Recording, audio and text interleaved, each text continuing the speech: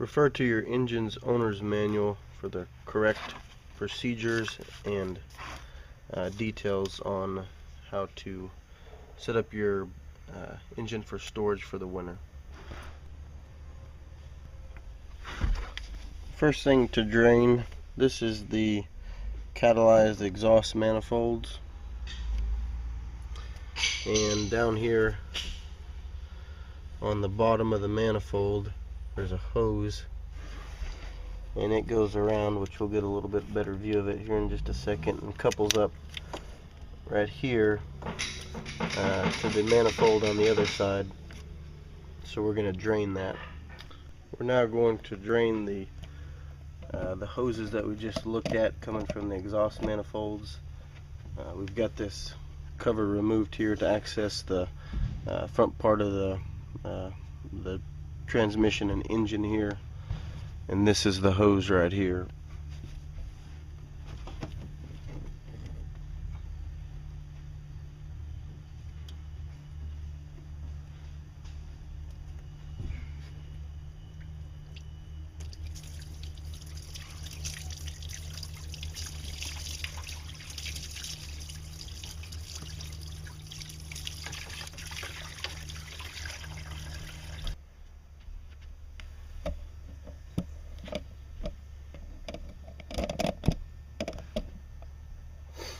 Here at the transmission and V-drive, you have hoses coming in. This comes directly from the bottom of the boat to start the plumbing for the cooling system. It goes through a cooler here on the front part of the V-drive here. I'm going to go ahead and pull this hose off and let any water drain out. You can also pull the hose off on the other side if needed to get any of the rest of the water out. Okay, now we're here at the back of the boat, and we're gonna get down to the seawater pump, and there's two hoses on the bottom of the seawater pump that we're gonna ultimately drain. And we'll do that here in just a second.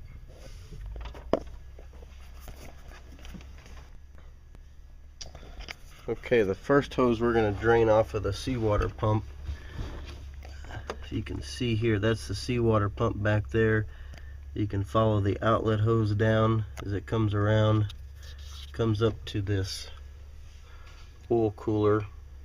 We're going to disconnect this worm clamp right here and lay the hose down, and it will drain the water out of the hose and the outlet side of the seawater pump. Okay, we've loosened up the worm clamp on the hose going into the oil cooler. We're going to go ahead and lay it down into the bilge and get it to the lowest part there and let the water drain out.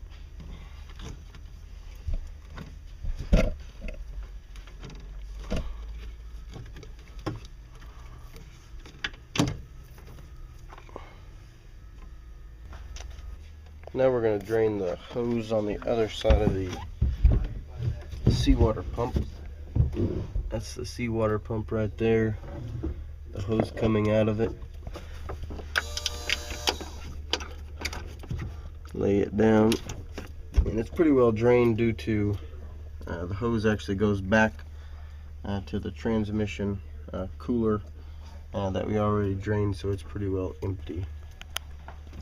Now we're going to drain the J hose, which is out of this cluster of hoses. It's the one right here, the larger one, and it goes around to the recirc pump right here. I've already got the worm clamp off, so we'll go ahead and drain it. Now draining the J hose.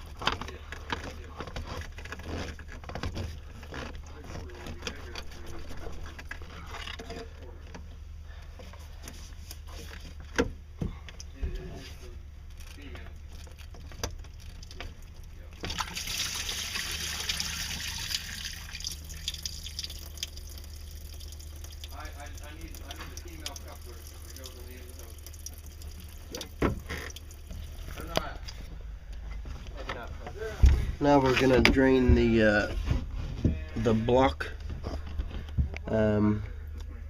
They have a knock sensor set into the drain plug here. So we're going to go ahead and remove the sensor wire, remove the knock sensor, and then remove the drain plug on both sides of the engine. This is the port side right here. Remove the sensor wire,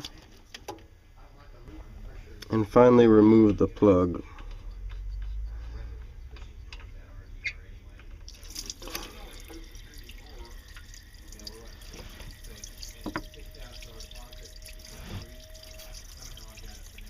Now we'll move to the starboard side of the engine to drain the block plug over here. It's a little bit harder to get to some hoses, but you can see it right back in there. And do the same thing on this side. Sensor wire off.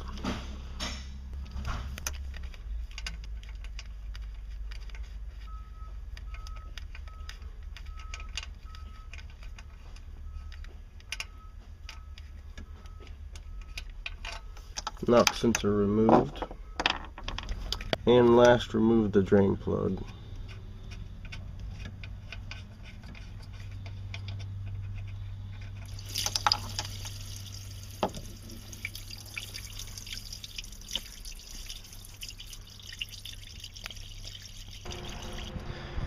The next step after draining all of the water out of the entire cooling system, Inmar recommends that you take all of the drain plugs, hose clamps, hoses, and put them in a plastic bag and tie them up onto the steering wheel.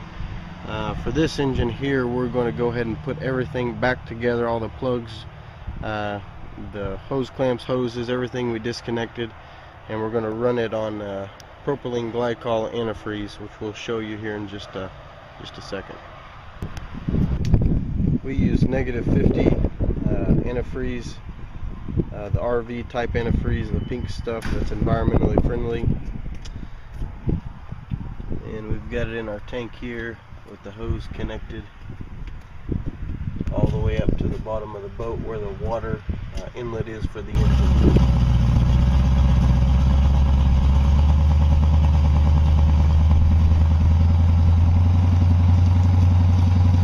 Now antifreeze is starting to come out the back of the exhaust.